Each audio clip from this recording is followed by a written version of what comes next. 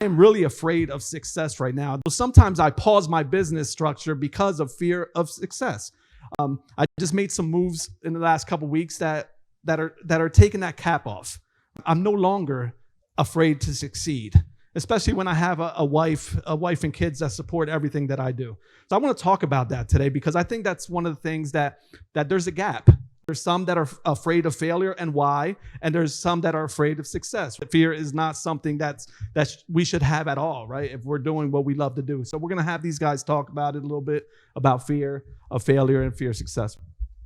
So I mentioned earlier when I introduced myself that mine was always a fear of failure. Since I was young, like I need to research and plan, and I got to prepare. But then I almost like psych myself out from taking any action. But if I wait till I think everything is perfect, then I'm never going to even get in the door. If that makes sense. So that fear of failure now is shifting because I tell myself one thing and I tell it to myself every day. I could have fear or I could have faith. And I choose faith over fear every single day.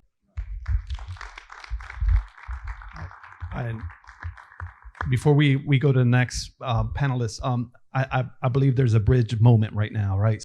From your perspective, how would you bridge that gap and give him some information? The one thing, I credit a lot of, like I talked about earlier, I think getting out of my own way has been critical. And I think I like to read. And then I went to selling promotions, which would be 20, 30 trailer loads of produce. And the pressure was suffocating because I just couldn't get out of my own way thinking, this is now my responsibility. Everything we talked about earlier, the people counting on me, the countless families who are employed here, who have been working harder than I have for years.